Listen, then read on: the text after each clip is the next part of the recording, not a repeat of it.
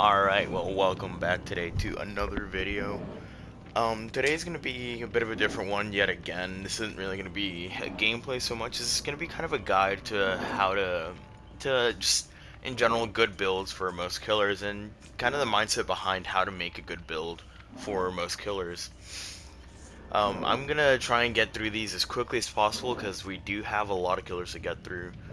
But so I'm not going to be explaining what every single perk does. I might be explaining the idea behind certain perks and certain builds, but I'm not really going to be going in depth with every single perk, every single add-on.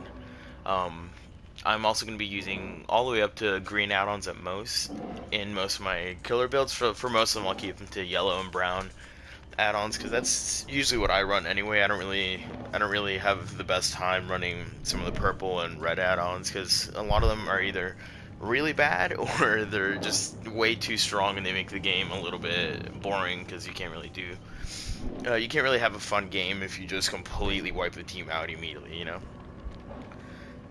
But we're gonna be starting off with the Trapper, of course, my favorite killer, and this is a build that's really strong on him. I usually change a couple of these perks up for myself personally, but we're going to be running Corrupt Intervention with Whispers, Agitation, and Save the Best for Last.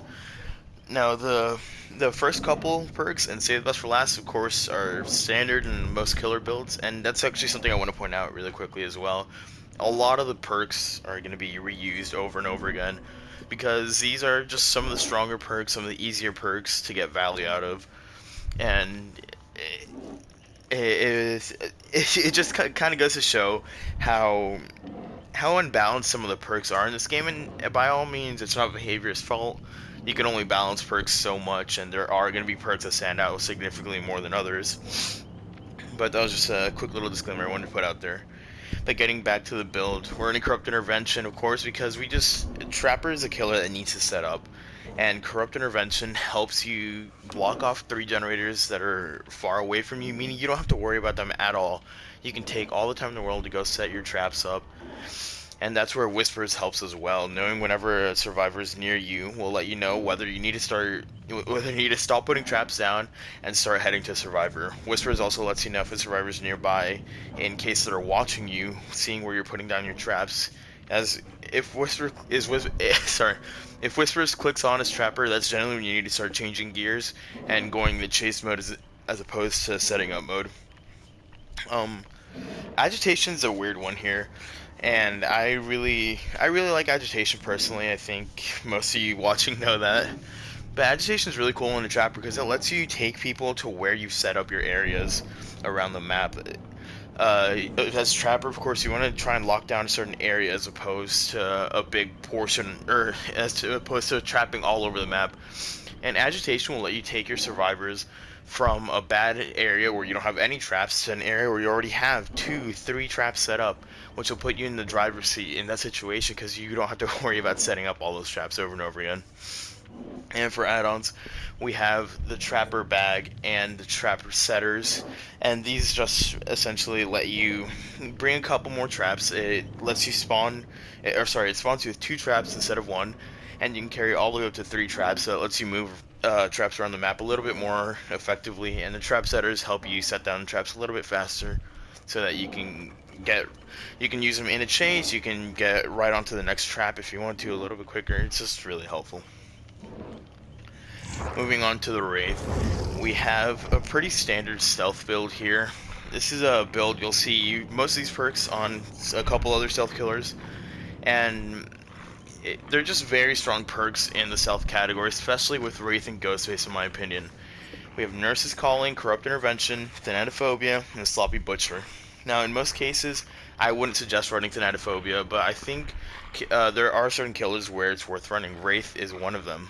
Of course, with the ability to go into stealth whenever you feel like it, you can hit somebody, leave them, go somewhere else, hit someone else, and you can just keep ping-ponging back and forth to survivors. And that's where Sloppy Butcher and Thanatophobia help you out. If survivors decide that they're going to start healing after you've left them, it's going to take them significantly longer to heal. It'll probably, I think the numbers end up being it takes about 15 more seconds, something like that, if they're applied to Sloppy Butcher and Thanatophobia and they're trying to self-care. And then that's when you can pounce on them with Nurse's Calling. You can find them while they're healing, while they're vulnerable. That'll help you out. And Corrupt Intervention is there, of course, to try and block off the 3 generators as far away from the map. So generally what that does is it forces survivors in towards the middle of the map because they can't do generators on the fringes of the map as often. So they'll usually end up running into you a little bit, and being Wraith, being practically invisible, it lets you get some easy hits early on in the game. Now for the add-ons, we're running the Bone Clapper and Windstorm Mud. Bone Clapper is great because it actually makes it so survivors have no idea where you are when you're ringing your bell. It doesn't give them any. They can't determine distance based off of sound alone because it plays the exact same noise for everybody on the map no matter where they are. So it really adds that element of confusion with killers or with survivors, where they won't really know exactly when you're going for them, when you're going for someone else, so that's helpful for sure. And we have Windstorm. Windstorm are Wraith's best add-ons for sure. They let him move faster while he's cloaked, and he just absolutely tears through the map when you can get these add-ons, especially if you stack multiple of them. Next up we have the Hillbilly, and the Hillbilly is one of the stronger killers in the game. So he doesn't really require as many gen regression perks or gen control perks, in my opinion. I did throw on Pop Goes the Weasel in this build just as a precautionary. It's never bad to have it, really. But let's get right into it. We have Infectious Fright, Barbecue and Chili, Pop Goes the Weasel, and Whispers.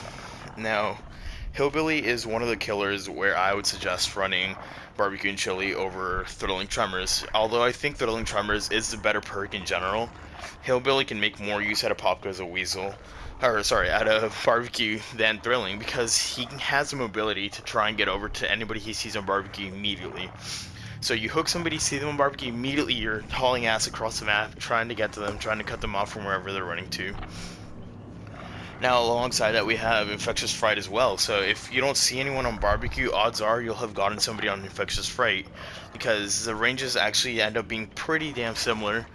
Infectious Fright has a 32-meter range, and Barbecue and Chili works outside of a 40-meter range, so there's only an 8-meter gap right there where you won't be seeing survivors. So the whole idea behind this build is you want to down somebody, find somebody else with Infectious Fright nearby, down them. Maybe you don't find anyone with Infectious, then you hook them. On Barbecue you see someone, and this is just basically meant to keep people constantly on their toes. You're constantly chasing someone. And that's where Whispers comes in handy too. It lets you know if there's somebody in an area. And with Billy, you do want to keep up pressure as much as you can around the map, because that's just how you win games in general. You want to be downing people over and over again. And Whispers helps you find people at the beginning and at the end of the game as well. And for add-ons, we have the vegetable oil as well as the spark plug. And what these do is they decrease your charge time, so you rev your chainsaw a little bit faster, and they decrease your cooldown as well. So when you put your chainsaw down, you can actually get right on the move a little bit faster.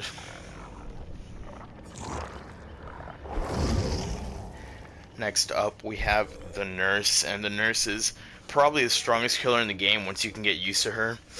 I think the Nurse is probably one of the killers that doesn't need any gen regression perks ever, like once you're comfortable with her, of course.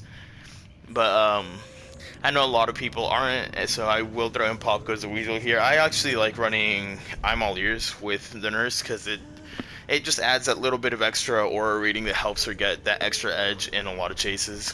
But nevertheless, on the Nurse we have Pop Goes the Weasel, Infectious Fright, Barbecue and Chili, and Nurse's Calling. And this is a very similar build to Billy, where Nurse is all about aura reading. She's all about chasing. You don't want to be worrying too much about generators with her. You want to be just downing people left and right. When you down someone with Infectious Fright, you'll find someone nearby most likely, and if you don't find someone nearby, you'll find someone with Barbecue. It's the exact same idea as Billy, and you also have Pop Goes the Weasel there, just in case if you do see that a generator is getting very close, you can just kick with Pop Goes the Weasel, and that'll regress it a lot immediately. Now the Nurse, it can make really good use out of Nurse's Calling. because she can just teleport through walls. If she sees someone healing upstairs in a building, boom, you're on them. If she sees someone healing 40 meters away, sorry, 28 meters away, and they think they're safe because they barely hear your heartbeat, boom, you're on them. Nurse's calling is great for killers like Nurse that can kind of abuse, uh, not really abuse so much as they don't have the standard chase mechanics in the game. So for add-ons, we have the wooden horse, so that whenever you miss an attack, you actually have a little bit less fatigue. It just helps you if you whiff an attack, and at the end of the day, there's no harm in running it ever. And we have the metal spoon, so whenever you hit a survivor with a blink attack, this causes this causes their groans, their crying, to be louder for 60 seconds. It's really helpful, especially if a survivor has Iron Will, to have this add-on, because you can hit them and just track them based off sound.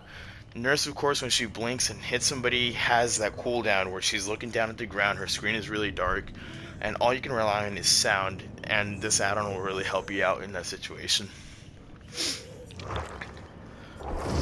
Now next up we have what's slowly becoming one of my favorite killers, the Hag.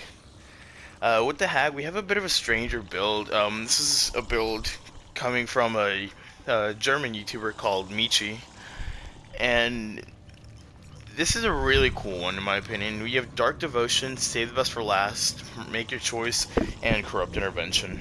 Now Dark Devotion is a really cool perk on Hag. She's a short killer, so she can really make use of Dark Devotion. Whenever her terror radius disappears, it's going to be a lot harder to see her, considering how close to the ground she's going to be. Especially how she runs. She kind of runs with her head down as well, so it's hard to see where exactly she might be coming from, especially if you don't hear her. Dark Devotion also makes it so that whenever you hit your obsession, you're not just losing stacks, you're gaining something as well. Because Save the Best for Last is frankly one of the best perks you can run on Hag. The quicker cooldown from her hits allow her to teleport to traps over and over again, faster and faster as she builds up stacks. For example, if you hit somebody at 4 stacks and they run right into another one of your traps, you'll be teleporting that trap 20% faster. And that's really helpful as a Hag. You want to keep pressure up, you want to build up stacks and down people as much as possible. Now Make Your Choice, of course, is another great perk for Hag, as she can get back to the hook right away, basically, whenever someone gets unhooked. And if as long as she's far enough away, she can get to one-shot on whoever's unhooking. But similar to Trapper, I do throw Corrupt on her because I like having that feeling of not having to worry about the furthest 3 gens away from me. Because Hag being a 110 killer instead of a 115 killer means she moves so much slower. 5% slower doesn't seem like a lot, but it really is a ton. And it really hurts her when she can't pressure a lot of generators. So Corrupt Intervention lets her get that pressure out on the map early on. Now for add-ons, we have the Rope Necklet, so that you have slightly faster setting time for traps. Just helps you set them down in chases in the Powdered Eggshell. Now these add-ons that slightly increases the Tripped Phantasm trap duration times are really strong, because the longer your traps stay up, the more odds you have to mind game with them if you're in a chase. If someone's at a pallet and they trigger a trap, you can just try looping one way to force them into your trap where you can teleport and hit them. And using the add-ons that extend your trap duration time just helps you out in those certain mind games a lot more. Next up we have the Doctor, and as I was trying to make these perk builds, I started thinking about it, and I think the Doctor might be one of the best users of the Oni's perk Zanshin Tactics, and I'll explain why shortly. So for the Doctor, we have Thrilling Tremors, Whispers, Zanshin Tactics, and Pop Goes the Weasel. Now, the Doctor has a really cool interaction with Thrilling Tremors, where if he knows someone is working on a generator, he can, right before you pick somebody up to activate Thrilling Tremors, you can use your area of effect shock, knock them off the generator, and pick them up while the survivor's in the screaming animation, so they can't get on the generator, and with Thrilling Tremors, you'll end up blocking it. So, they can't get on the generator for 16 seconds. You can go put pressure on it, it'll help you out a lot. Whispers also is really strong for the Doctor, because that 32-meter radius that 32-meter radius where Whisper starts to activate is the exact same as your area of effect terror radius by default. So whenever Whispers clicks on, you can just immediately use your shock and find somebody to chase right away. Now, I don't usually recommend Zanshin tactics, as all it really does is help you know where the pallets and windows are on the map. And as you gain progress as a killer or a survivor, or experience rather, you start to figure out where they are regularly. Um, Doctor can actually make use of knowing exactly where it is on the map, because whenever you get close to a loop and you're chasing a survivor, if you have Zanshin tactics, it'll let you know exactly where to shock to try and deny that pallet. It'll help you have that little bit of extra insight that'll really push you over the top into getting an early hit with the pallet.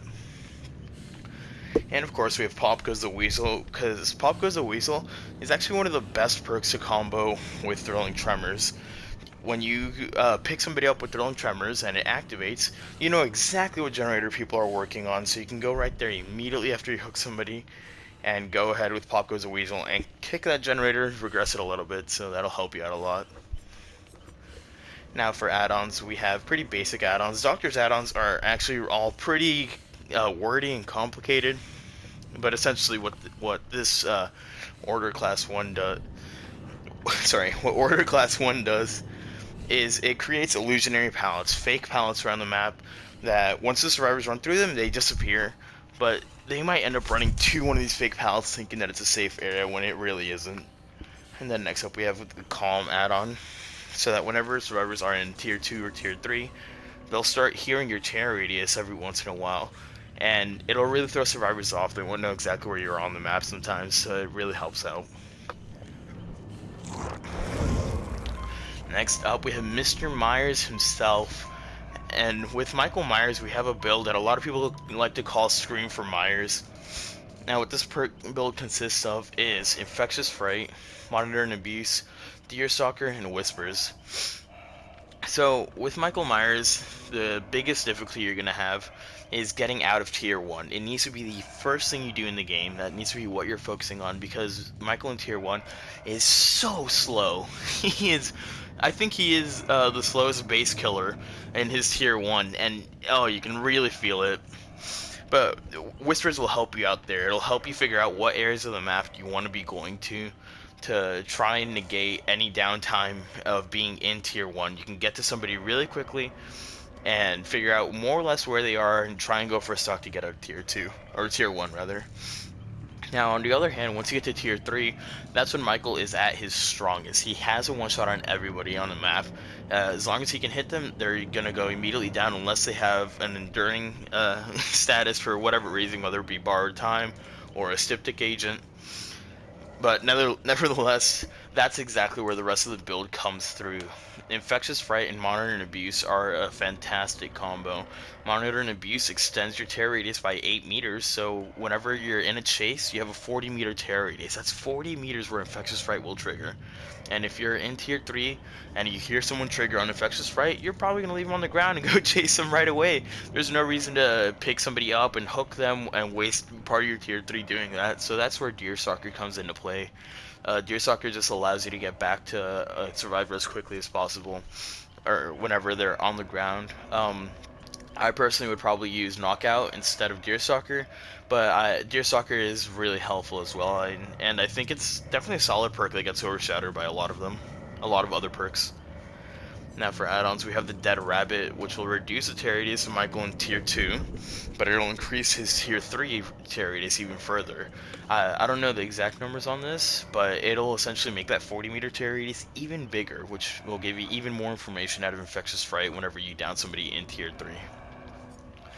And for the next add-on, we have the Memorial Flower. So whenever he's stalking somebody, the amount he's stalking goes up a little bit faster, so it helps you get into that Tier 2 and Tier 3, just that tiny bit faster. That'll help Michael out a lot.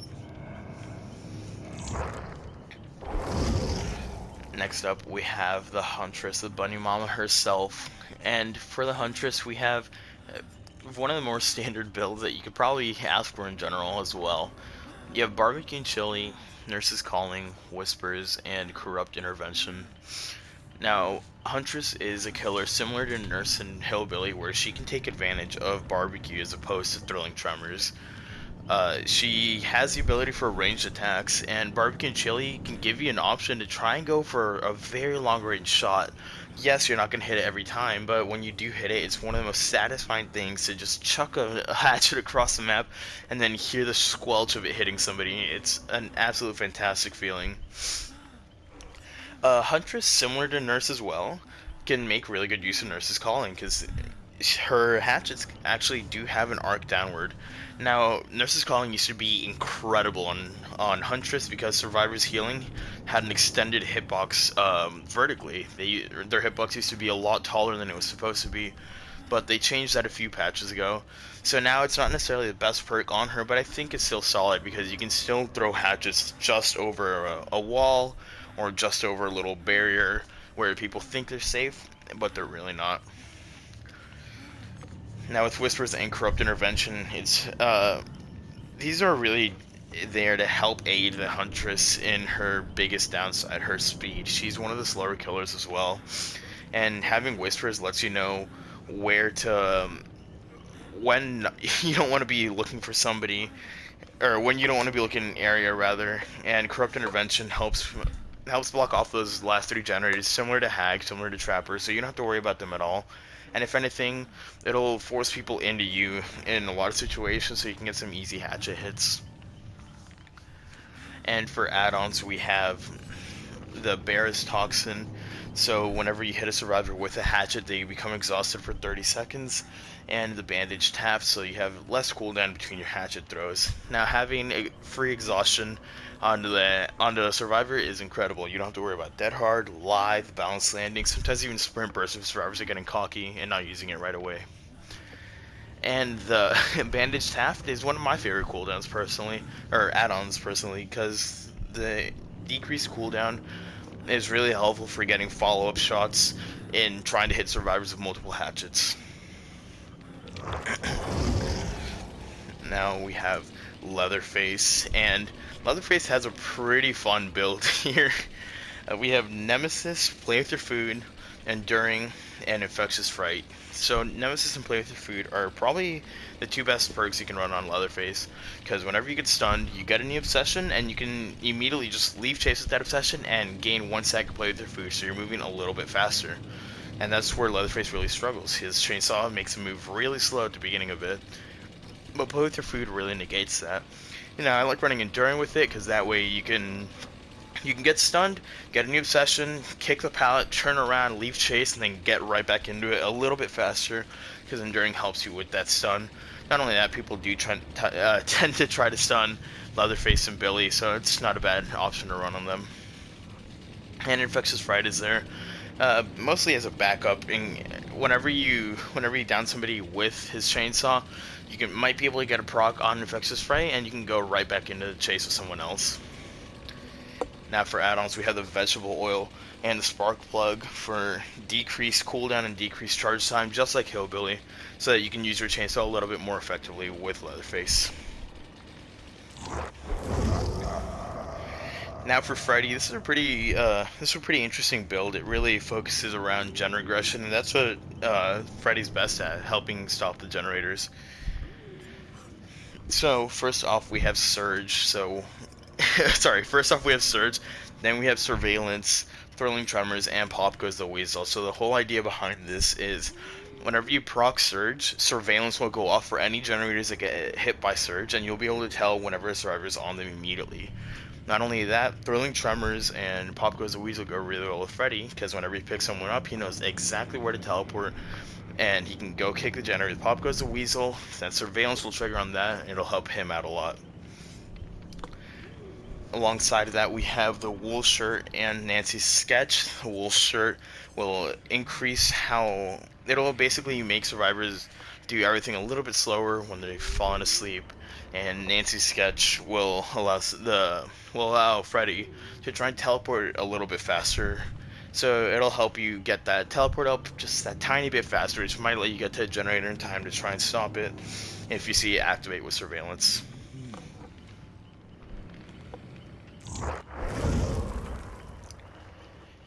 Alright, well, after Freddy, of course, we have the Pig, and the Pig is another one of the stealth killers that really benefits from Nurse's Calling, in my opinion. The Pig has Sloppy Butcher, Barbecue and Chili, Pop Goes a Weasel, and Nurse's Calling. Now, as I said, she really benefits from Nurse's Calling, considering how she can go into her stealth whenever she wants, and Sloppy Butcher means that whenever people are healing, they're going to be healing just that little bit slower, which might let you see with Nurse's Calling, which might let you get a sneaky hit onto them early on. Now, Pig, I believe, is the only killer I have without any mobility abilities or ranged attacks that I actually recommend Barbecue and Chili on over Thrilling Tremors. Since the Pig is a stealth killer, I think Barbecue and Chili is really great on her. She can figure out where survivors are running to and know exactly when to use her crouch to try and get right up to that survivor and try and get an easy hit onto them. Now you can replace Barbecue and Chili with Monitor and Abuse as well. I think Monitor is a great combo with Pig, considering she can move a little bit further up without having to use her crouch, which will slow her down a lot. And Whispers also pairs really well with that, considering when Whispers ticks on, that means she should immediately start crouching. So it really helps out in that situation. And of course, Pop Goes a Weasel, great perk in general. Never a bad idea to run it on any killer, really. For add-ons, we have the videotape and the combat straps, and what that means, what these add-ons do. The videotape essentially makes it so whenever you're dashing at somebody, you can charge up that dash a little bit faster, so you can try and use it a little bit more effectively in mind games during chases. And the combat straps let you crouch and uncrouch significantly faster, which help you out a lot in trying to use stealth to your advantage, or even trying to crouch to ambush during a chase. After her, we have the Clown, and the Clown, in my opinion, is the weakest killer in the game right now, but I found a build that I think kind of works for him. So we have Brutal Strength, Save the Best for Last, Pop Goes the Weasel, and Barbecue and Chili. Now the Clown, actually, immediately after saying that the Pig is only a non-mobility killer, look at me, big guy, big brain. The Clown needs to keep map pressure up a lot, and that's where I think Barbecue and Chili really helps him out. He wants to constantly be in a chase with someone to constantly have pressure. Thrilling Tremors will let you know where survivors are working on generators, but if they're not working on generators, then it doesn't help you at all. Barbecue and Chili does help you there, though, because it'll allow the Clown to try and get in chase as quickly as possible. And Save the Best for Last and Brutal Strength will help him a lot. Now, you'll see I recommend Brutal Strength for him instead of Enduring. That's because people tend to draw pallets very early against the Clown, so you can just kick them really quickly and go on to the next one. They usually don't try and stun you if you're playing this killer. Now for add-ons, we have Robin Feather, so you have slightly decreased cooldown between your throws, so you can just throw your bottles out a little bit faster, and fingerless for your gloves, so you can reload just that tiny bit faster as well. After the Clown, we have the Spirit, and Spirit has Surge, Surveillance, Nurse's Calling, and Barbecue and Chili. Now, the Spirit has the ability to phase walk, and this is why I like having Nurse's Calling on her. It allows me to get to people who are healing without them realizing I'm there, especially if they're healing just inside of my heartbeat range. It'll get me that much closer to them without them noticing. Now, the Spirit can't see auras in her phase walk, so that's why I personally like running Surveillance with her. If I see a generator turn yellow, then that means that somebody's working on generator. That's essentially my aura reading for... Well, I guess she does see auras. She just sees generator auras instead of survivor auras. But that basically lets me know where survivors are on the map, and Surge combos really well with Surveillance. Whenever Surge activates, Surveillance does as well, so you can tell when a survivor is getting on the generator, and you don't even have to worry about kicking it. Now, like Nurse, like Billy, I'll show you soon, like Oni, Spirit has the ability to get to places very quickly, which is why I think Barbecue is great on her. It helps her out a lot in getting chases as often as possible. Now for add-ons, we have the Origami Crane and the Shiawaze, I think that's how you say it, amulet. So essentially her power recovers a little bit faster, and you can stay in her power for a little bit longer. It'll help you out during chases a lot. Next up, we have the Legion, one of my favorite killers as well. And this is what's become one of my favorite builds to run on him. First off, we have Thanatophobia. So, whenever Sloppy Butcher, or not Sloppy Butcher, whenever you get everyone injured, it'll help you out a lot. Then we have Pop Goes the Weasel, Surge, and Blood Echo. Now, Blood Echo is a really cool perk, and I think it works well on two specific killers. I think it works great on Legion, I think it works great on Plague, because they both have the ability to keep people injured very often. And now, whenever you have Blood Echo, and you hook somebody, that'll really benefit you, because whenever everyone else is exhausted, you can you can just run right up to them, not worry about dead hard, not worry about balance landing live, exactly as I was saying before, and it just really helps out in that situation. Now, I actually really quickly want to talk about Surge and Thanatophobia.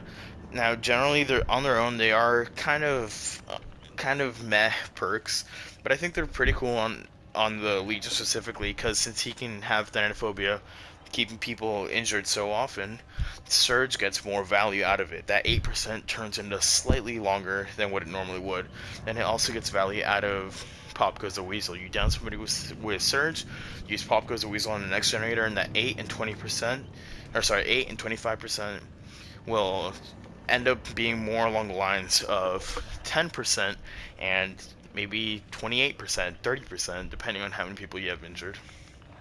Now, for add-ons, we have the Legion pin, which is probably one of the coolest add-ons in the game, in my opinion. Whenever you're in your feral frenzy, anybody you hit after the first person will become broken for 60 seconds. That means they can't heal at all, period. Which will help out with Blood Echo, it'll help out with the Thanatophobia, it'll help out just in keeping people injured around the map. Alongside that, we have the mural sketch, so that you stay in your ability a little bit longer as the Legion, letting you get more hits on people over and over again. Then we have the Plague, which happens to be the next killer I think Blood Echo is really strong on. Now, for the Plague, she benefits from Blood Echo just as much as the Legion, and on her I have Blood Echo, Corrupt Intervention, Pop Goes a Weasel, and Discordance. Now, this is a build I think you can run on Legion as well. I think both these builds both these killers have a similar general playstyle. They want to get people injured, and then they want to go after them in a situation. Now, I really like Discordance on the Plague, because you want to get as many people injured or sick as quickly as possible, and Discordance helps you do that in a lot of situations. For add-ons, we have the Emetic Potion, so that whenever you're puking on somebody with your regular sickness, they get injured a little bit faster, and the Potent Tincture, so that you have a slightly lower cooldown when you're in your Vile Purge, so essentially you can swing or charge up your Vile Purge a little bit quicker after that. Next we have what is, in my opinion, the best build for Ghostface, alongside his best add-ons, of course. Now we have Nurse's Calling, Thanatophobia, Sloppy Butcher, and Surge. So this is the standard stealth build that you might see on any stealth killer in general. It's extremely strong. Essentially what you do is with Sloppy Butcher and Thanatophobia, you keep people injured for longer than they might want to be, and you can just go bounce off and go to someone else, and eventually come back to that survivor while they're healing or while they're injured with Nurse's Calling. Now, Surge just helps out in not having to worry about kicking generators, and it really helps Ghostface keep his pressure up around the map, because he won't have to be wasting, what is it, about a second and a half kicking a generator. That second and a half doesn't seem like much when you're taking into account how many generators you can hit with Surge in a game. It really helps out. Now, for add-ons, these are by far Ghostface's best add-ons. The Chewed Pen and Bolsa's Address Book. What this does is it makes you recover from your power almost twice as fast. It's mind-boggling how often you can use your power if you use both these add-ons, and it's absolutely insane. Then we have the Demogorgon, and the Demogorgon is one of the killers that can use Save the Best for Last at its absolute best. Now, I have recommended it on several killers beforehand, but I think Demogorgon just absolutely accentuates Save the Best for Last, because you can use, or let's just get into the build really quickly. You save the best for last, pop goes the weasel, thrilling tremors, and discordance. Now what you can do with Demogorgon is you can build up stacks to save the best for last with your regular M1 attacks, and then you can use your shred to try and deny losing stacks when you hit the obsession. Now, a lot of other killers can do stuff like this. The pig can use her ambush, Huntress can hit hatchets, stuff like that, where they can use a separate attack to try and build up stacks. But Shred is one of the few attacks that doesn't build up stack that actually ends up helping you in you want to be shredding people in a lot of situations anyway, so it helps you out. And once you get to 8 stacks, you can just hit somebody who isn't your obsession and immediately shred right after them to take them out very quickly. Now that's where I like using Discordance, because it helps you find multiple people to try and build up your stacks as quickly as possible on the Demogorgon. And of course, Thrilling Tremors and Pop Goes the Weasel, just an absolute stellar perk, and it does help Demogorgon because he does have the portals to try and put them around the map and figure out where people are in generators so he can go kick them. Pop Goes the Weasel. Now, for add-ons, we have the Rat Liver and the Black Heart. So he has slightly increased movement speed while charging his shred attacks, and if he misses a shred attack, he recovers a tiny bit faster. It allows you to use your shred a little bit more often in chases, and it definitely harms you less if you end up missing it. Now, almost last here, we have the Oni, and for the Oni, this is very similar to the Hillbilly build. The main thing that's changed here is monitor and abuse. I think this is a little bit better for for Oni, because having that smaller tear radius while you're not in a chase helps you get in just that tiny bit closer. And then once your tear radius expands, it really benefits you with Infectious Fray. Alongside that, of course, we have Barbecue and Chili, and Pop Goes the Weasel. And the Oni's another one of those killers where I think Barbecue and Chili benefits him more than Thrilling Tremors, because he can figure out where survivors are on the map, and with his power, get there immediately. And of course, Pop Goes the Weasel helps him out in defending the generators. Now for the add-ons, we have the Yakuyoke Talisman to slightly increase the absorption speed of Blood Orbs, so you can just get your power a tiny bit faster, and the correct Sakazuki to increase his activation charge rate. So essentially, whenever you go into his Blood Fury and do his ability, you activate it a little bit faster, and yeah. I think, and it takes a tiny bit extra blood, so you might want to swap this out for something else, but I think it is helpful in a lot of situations. And last but of course not least, the newest killer, the Deathlinger.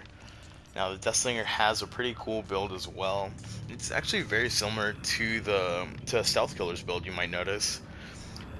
With the Deathlinger, we have Monitor and Abuse, Sloppy Butcher, Nurse's Calling, and Save the Best for Last. Now, although Deathlinger doesn't have any way to deny getting or losing stacks whenever he hits an obsession, he really does make great use out of Save the Best for Last. Whenever he reels somebody in and hits them with his very quick recovery, he can just get right back into the chase, reload, shoot them again, down them very quickly. Save the Best for Last really benefits him a lot. And since he has such a small tear radius, and since he has one of the newer tear radius sounds, it does sound kind of weird. You don't know exactly when he's in range of your, when he's getting close to you. So having Monitor and Abuse to decrease that tear radius from 24 meters to 16 meters is even more helpful to try and get hits with Sloppy Butcher and Nurse's Calling. Now for add-ons, we have the modified ammo belt to increase his reload speed with the spear gun, and the snake oil to increase the reeling speed so you can reel him in just a tiny bit faster to help you out in chases. But yeah, that's every killer. That's builds I would run on every killer if I was trying to get a 4-man really effectively. They aren't necessarily the strongest build in every killer, but they are pretty solid in a lot of situations. Now, if you want me to make a video talking about builds that are a little bit more unique for every killer, I could do that as well. Just let me know in the comments. I know a lot of these killers had very similar perks, and I can definitely make some more interesting builds for, if not all, then most of these killers. But yeah, if you liked it, go ahead and leave a like, and I'll see you guys in the next one.